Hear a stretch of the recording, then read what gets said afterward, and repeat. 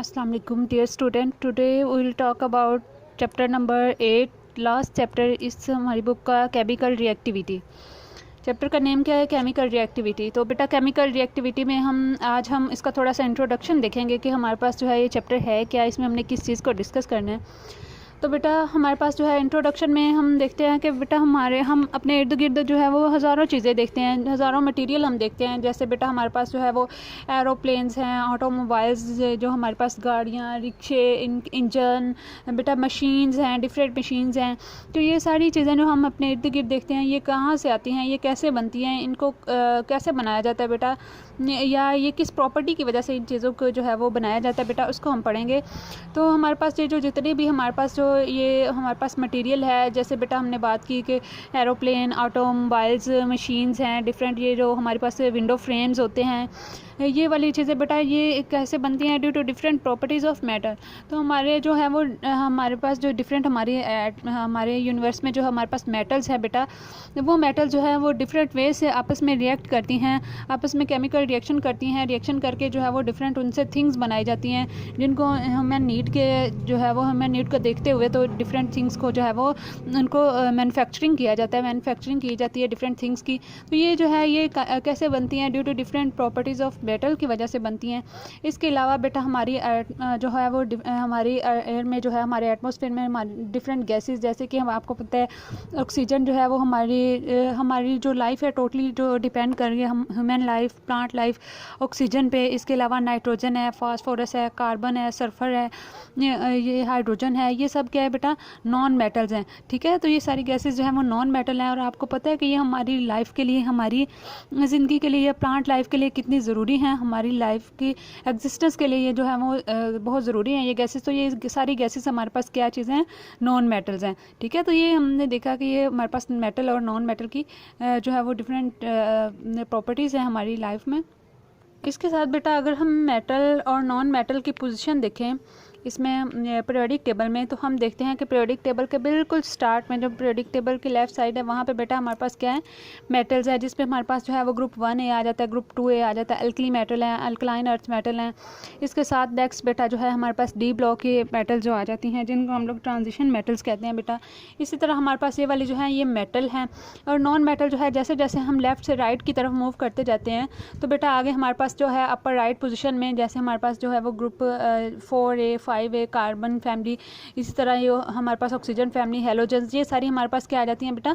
Non metals आना शुरू हो जाती हैं। ठीक है, तो पीरियोडिक टेबल के स्टार्ट पे हमारे पास मेटल हैं, जैसे जैसे हम राइट की तरफ मूव करते जाएंगे तो हमारे पास जो है वो नॉन मेटल आना शुरू हो जाती हैं। तो ये मेटल्स और नॉन मेटल जो हैं ये show variety of chemical reactivity, ये केमिकल रिएक्टिविटी की वैरायटी जो है वो शो करती हैं। ये आपस में मेटल्स जो है मेटल के साथ, या मेटल और नॉन मेटल जो हैं ये आपस में जो है वो बॉन्डिंग करती हैं। मेटल और नॉन मेटल जो है वो आपस में आयनिक और कोवलेंट कंपाउंड्स बनाते हैं, और उन कंपाउंड्स जो है वो उनको जो है वो फर्दर यूज़ किया जाता है डिफरेंट थिंग्स की मैन्युफैक्चरिंग के लिए। डिफरेंट आगे हमारे पास जो है वो हमारी, जैसे हमारे पास जो है वो वाटर है, वाटर में हमारे पास नॉन मेटल जो है ऑक्सीजन और हाइड्रोजन जो है कोवलेंट बॉन्ड के ज़रिए बनते हैं और हमारे जुड़ते हैं, और हमारे पास जो है वो वाटर की फॉर्मेशन होती है। ठीक है, तो इस तरह ये variety of chemical reactivity show करते हैं। इसके साथ बेटा आज हम बात करेंगे मेटल के बारे में। मेटल का हम देखते हैं कि मेटल है क्या, तो इसको हम कैसे डिफ़ाइन कर सकते हैं। मेटल हमारे पास क्या है कि ऐसे मेटल के बारे में हम बात करते हैं इलेक्ट्रोपॉजिटिव के एलिमेंट, जो कि इलेक्ट्रोपॉजिटिव है। इलेक्ट्रोपॉजिटिव मतलब जो कि इलेक्ट्रॉन लॉस कर सकते हैं, ऐसे एलिमेंट जो इलेक्ट्रॉन लॉस करते हैं और केटाइन बनाते हैं, यानी इलेक्ट्रॉन निकल जाएगा तो उसके ऊपर क्या आ जाएगा?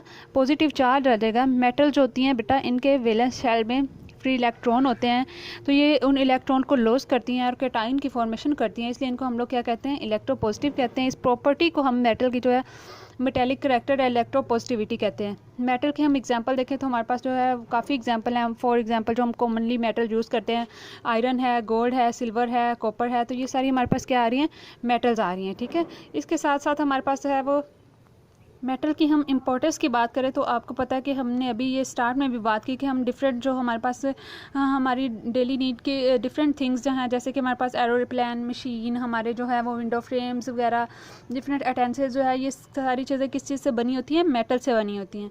तो ये हमारे पास मेटल की इम्पोर्टेंस है।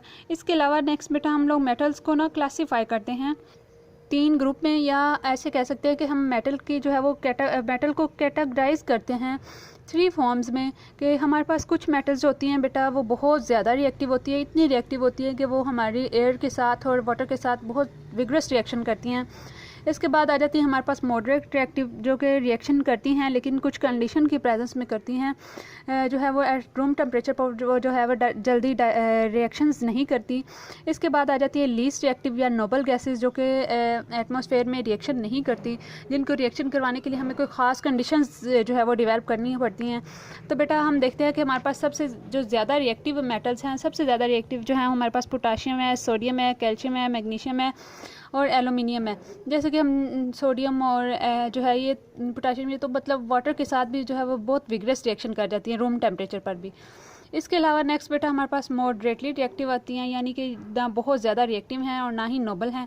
उनमें बेटा हमारे पास आ जाती हैं जिंक है, आयरन है, टिन है और लेड है। तो ये हमारे पास आ जाती हैं मॉडरेट रिएक्टिव में। लास्ट पे हमारे पास लीस्ट रिएक्टिव हैं, जैसे कि हमारे पास कॉपर है, मरकरी है, सिल्वर है और गोल्ड है। तो ये हमारे पास आ जाती हैं जो बहुत लीस्ट रिएक्टिव हैं, नोबल कह सकते हो आप इनको, नोबल मेटल कह सकते हो। ये हमारे पास जो है वो मेटल की कैटेगरी थी कि हमारे पास एक रिएक्टिव मेटल होती हैं, मॉडरेट रिएक्टिव होती हैं, लास्ट पे हमारे पास लीस्ट रिएक्टिव मेटल्स आ जाती हैं। ठीक है, तो ये यहाँ तक हमने जो है वो मेटल के बारे में पढ़ा। मेटल हैं क्या? मेटल ऐसे एलिमेंट हैं जो इलेक्ट्रॉन इजीली लॉस करते हैं, कैटाइन बनाते हैं, इलेक्ट्रोपॉजिटिव होते हैं। इसके अलावा हमने देखा कि मेटल जो है वो उसकी एग्जांपल्स देखी हैं, मेटल की इंपॉर्टेंस देखी है कि इनका मेटल को हम यूज़ क्या करते हैं। इसके अलावा नेक्स्ट बेटा हमने मेटल की कैटेगरीज पढ़ी कि हम मेटल को 3 कैटेगरीज में डिवाइड करते हैं, वेरी रिएक्टिव, मॉडरेट रिएक्टिव और लीस्ट रिएक्टिव। ये वाला जो है बेटा ये एग्जांपल्स जो हैं ये आपने अच्छी तरह ये प्रिपेयर करनी है, ये MCQs में आ जाती हैं कि मॉडरेट रिएक्टिव की एग्जांपल कौन सी है, लीस्ट रिएक्टिव की कौन सी है, वेरी रिएक्टिव की कौन सी है। ठीक है, तो ये MCQs के लिए आपने ये सारे नाम जो है वो ये अच्छी तरह प्रिपेयर करने हैं।